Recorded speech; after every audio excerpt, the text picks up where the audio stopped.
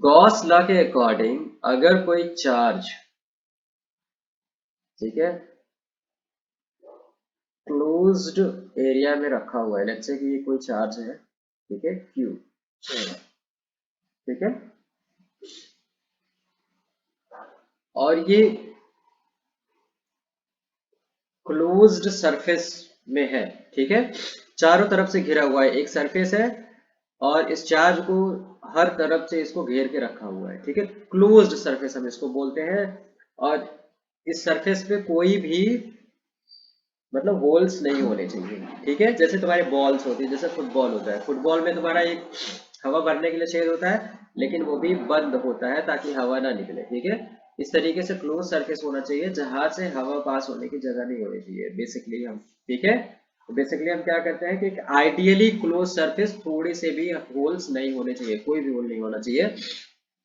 ऐसा हम सरफेस लेते हैं, ठीक है, और उसके अंदर अगर चार्ज रखा हुआ है, ठीक है, तो उस चार्ज की वजह से इलेक्ट्रिक फील्ड लाइंस होंगी, यस, ठीक है ना, इलेक्ट्रिक फील्ड लाइंस होगी उस चार्ज की वजह से, ठीक है,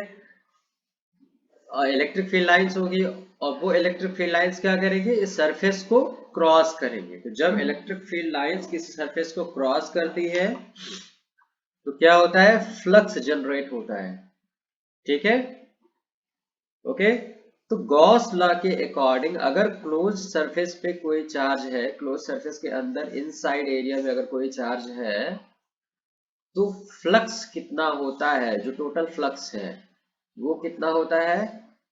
ये होता है, flux is equal to Q, जितना चार्ज अंदर घिरा हुआ है डिवाइडेड बाय एप्सिलॉन नॉट, ठीक है, ये एप्सिलॉन नॉट क्या है, परमिटिविटी है, ठीक है, वही जो हम इलेक्ट्रिक फील्ड के फार्मूले में एप्सिलॉन नॉट हम रखते हैं वही चीज है ये, ठीक, तो ये जो गॉस लॉ के अकॉर्डिंग हमारा जो इलेक्ट्रिक फ्लक्स है, ठीक है, वो क्या होता है, Q divided by E not, ठीक है, तो ये हमारा गॉस लॉ होता है, ठीक, अब इसका क्या होता है कि एग्जाम्स में इसका प्रूफ आ जाता है, तो हम क्या करते हैं इसको प्रूव करने के लिए, ठीक है, एक सिंप्लीफाइड वर्जन क्या कहते हैं प्रूफ का, हमने हमारी बुक में है, वो हम क्या कहते हैं देख लेते हैं कि कैसे इसको हम प्रूव करेंगे, ठीक है,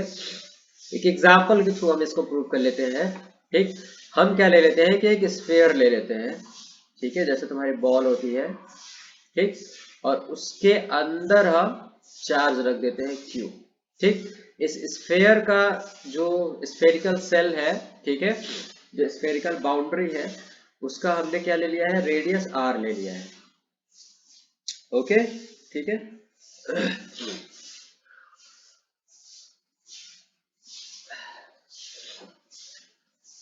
इस चार्ज की वजह से यहाँ पे सरफेस पे इलेक्ट्रिक फील्ड होगा, हम यहाँ से एक छोटा सा सरफेस ले लेते हैं, ठीक है, ठीक, और इस सरफेस पे हम क्या ले लेंगे, एक आउटर नॉर्मल ले लेंगे, ठीक, और इस सरफेस का जो एरिया हम क्या करेंगे, क्या ले लेंगे,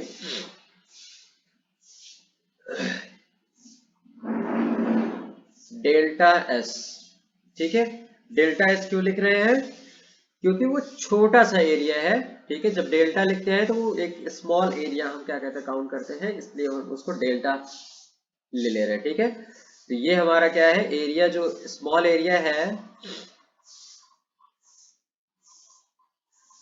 ठीक है, उसका जो एरिया है क्या है, डेल्टा एस है, ठीक, और उस पे हमने एक वेक्टर ले लिया है वो नॉर्मल, ठीक है, और ये नॉर्मल क्या होगा, ये रेडियस के डायरेक्शन में होगा, ठीक है, रेडियस वेक्टर जो है हमारा उसके डायरेक्शन में होगा, तो यहाँ पे जहाँ पे चार्ज रखा हुआ है और जहाँ पे हम एरिया ले रहे हैं तो उसके सेंटर पॉइंट को हम मिलाएंगे, आउटर साइड में एक रेडियस का क्या कहते हैं हम वेक्टर इस तरीके से हम ड्रॉ हमने कर लिया है, ठीक है,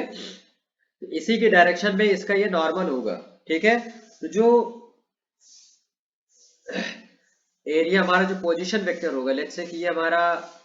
O है और ये हमारा ए पॉइंट है, ठीक है। तो position vector of A with respect to O, ठीक है, वो क्या है हो जाएगा, एक हम आर वेक्टर ले रहे हैं, ठीक है, ओके, और वो ये जो वेक्टर है ओ से ए की तरफ जाता हुआ वेक्टर है वही है, ठीक है। तो ये दोनों ही, ये आर वेक्टर हो गया, और जो नॉर्मल वेक्टर होगा वो भी इसी की डायरेक्शन में होगा, ठीक है, वो हमारा एन। तो जो पोजीशन वेक्टर और नॉर्मल वेक्टर का जो डायरेक्शन है वो सेम है, ठीक। इतनी बात समझ में आ गई। अभी हम क्या कर रहे हैं, ये जो छोटा सा एरिया है उस एरिया के थ्रू हम फ्लक्स निकालेंगे, ठीक है। तो फ्लक्स हमारा क्या होता है, फ्लक्स हमारा होता है ई डॉट एस, ठीक है। अच्छा, इलेक्ट्रिक फील्ड कितना है इस पॉइंट पे ए पे, ठीक है। अब जो फ्लक्स हम निकाल रहे हैं पॉइंट ए पे हम निकाल रहे हैं, ठीक है, मतलब जो छोटा सा एरिया है, ठीक। बिकॉज वो छोटा सा एरिया है तो हम इसको डेल्टा फ्लक्स ले रहे हैं, डेल्टा फाई ले रहे हैं, यहाँ पे डेल्टा एस हो जाएगा। छोटा सा एरिया ले रहे हैं, थोड़ा सा फ्लक्स निकाल रहे हैं, ठीक है। Delta phi is equal to E dot delta S, ठीक। अभी हम क्या कर रहे हैं कि इलेक्ट्रिक फील्ड का फार्मूला लिखेंगे, ठीक है, इस पॉइंट पे सेंटर पे, ठीक है। ये हम क्या कर रहे हैं कि ए पॉइंट पे हम इलेक्ट्रिक फील्ड देखते हैं कि कितना होता है, ठीक है। तो क्यू चार्ज है, ए पॉइंट पे इलेक्ट्रिक फील्ड कितना होगा, 1/4 पाई एप्सिलॉन क्यू डिवाइडेड बाय, ठीक है, ए और ओ के बीच की दूरी, ठीक है, आर वेक्टर, ठीक है। Yes sir. हाँ, उसका मैग्नीट्यूड का स्क्वायर, ठीक, और आर यूनिट वेक्टर, ठीक है। ये हमारा इलेक्ट्रिक फील्ड हो गया। Dot delta S, delta S हमने क्या क्या कहते हैं, डेल्टा एस क्या है, एरिया मल्टीप्लाइड बाय नॉर्मल। तो एरिया हमारा कितना है, डेल्टा एस है, ठीक है, और नॉर्मल कितना है, एन है, एन यूनिट वेक्टर, ठीक। तो ये हो गया। अभी हम क्या करने वाले हैं, ये डॉट प्रोडक्ट हम सिंप्लीफाई कर लेते हैं, यहाँ पे कुछ और चीजें सिंप्लीफाई कर लेते हैं। 4 पाई एप्सिलॉन, ठीक है, क्यू डिवाइडेड बाय, ये जो आर वेक्टर का मैग्नीट्यूड है वो कितना है, आर है, क्योंकि हमने रेडियस आर ले रखा है, ठीक है। ये आर यूनिट वेक्टर, हाँ, और डेल्टा एस भी हम यहाँ पे लिख लेते हैं, ठीक है। आर यूनिट वेक्टर और एन यूनिट वेक्टर का जो डॉट प्रोडक्ट है वो 1 है, ठीक है, बिकॉज ये दोनों एक ही डायरेक्शन में है तो ये एक ही डायरेक्शन में हम लिख सकते हैं, इसलिए इन दोनों का जो डॉट प्रोडक्ट आएगा वो इतना आ जाएगा। समझ में आ रहा है। इसको हम इस हाँ, इसको हम इस तरीके से ले सकते हैं कि इधर हम y ले सकते हैं और इधर हम x ले सकते हैं। तो x के डायरेक्शन में हमारा r वेक्टर भी है और नॉर्मल वेक्टर भी है, तो ये हम I लिख सकते हैं, है ना। r यूनिट वेक्टर की जगह पे हम क्या लिख सकते हैं, सॉरी,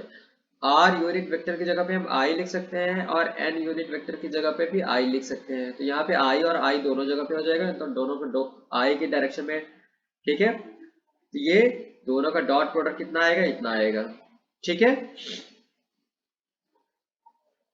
अभी जब डॉट प्रोडक्ट इतना आ गया, ठीक है, हमारा इतना फ्लक्स आ गया, यहाँ पे आर स्क्वायर होगा, ठीक है। ये हमारा फ्लक्स आ गया एक छोटे से एरिए पे जो फ्लक्स है। अभी हम क्या करने वाले हैं कि ये फ्लक्स अब पूरे एरिया के थ्रू हम निकालना चाहते हैं, तो हम क्या करेंगे, जब टोटल फ्लक्स हम जब निकालेंगे फाई ए, ठीक है, 4 pi epsilon Q divide by are square, और डेल्टा एस जो था वो एस हो जाएगा,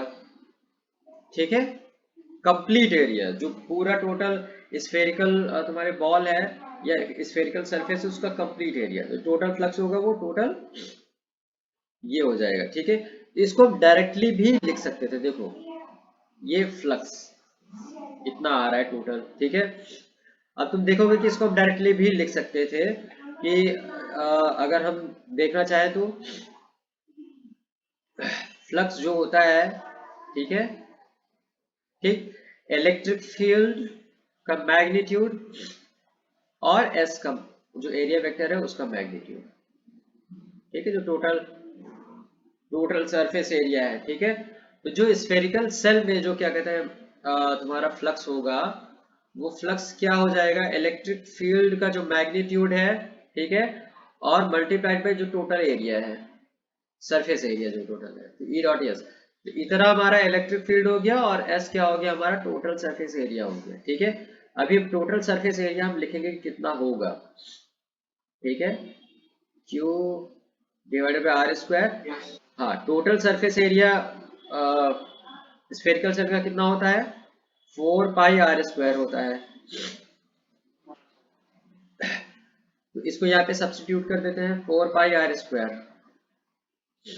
ठीक है।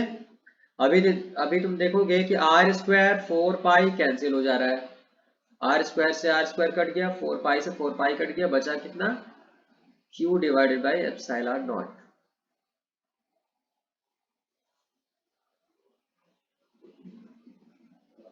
ठीक है।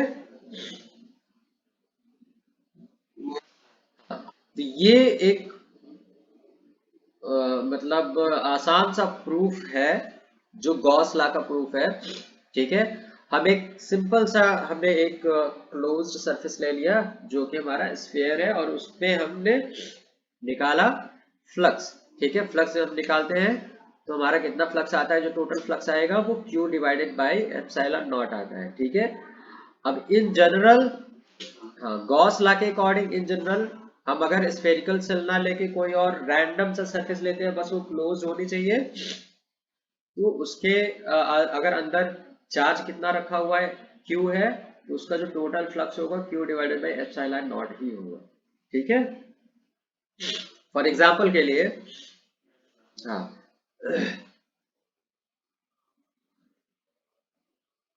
अगर एग्जाम्पल लेते हैं,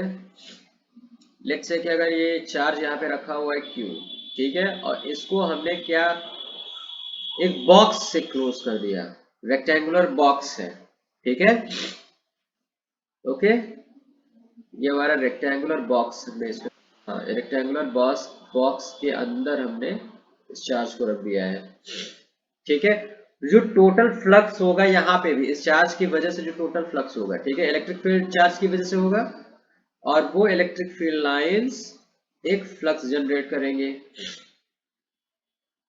ठीक है। तो वो टोटल जो फ्लक्स होगा इस पूरे क्लोज, हाँ, टोटल जो फ्लक्स आएगा वो कितना आएगा, Q divided by epsilon not ही आएगा, ठीक है। तो ये एक बहुत ही सिंपल सा रिजल्ट है, और ये गॉस लॉ काफी यूजफुल है, बहुत सारे सर क्या कहते हैं जैसे हमने स्फेरिकल सेल के अराउंड हमने क्या कहते हैं फ्लक्स निकाला, ठीक है। तो हम देखेंगे कि गॉस लॉ का यूज करके हम इलेक्ट्रिक फील्ड का फार्मूला निकालेंगे, ठीक है। मैंने तुमको पढ़ाया एक क्लास में बताया था डिस्ट्रीब्यूटेड चार्ज के बारे में, याद आ रहा है कुछ, हाँ। तो वो हमारा डिस्ट्रीब्यूटेड जो चार्ज है,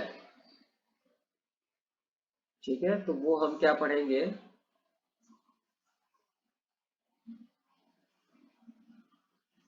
गॉस लॉ जो एप्लीकेशन है, ठीक है, हम कहाँ कहाँ अप्लाई करते हैं गॉस लॉ को, अप्लाई करके क्या क्या चीजें हम, है ना, निकालने की कोशिश करते हैं, वो अभी क्या कहते हैं देखेंगे, ठीक। तो गॉस लॉ समझ में आ गया है ना।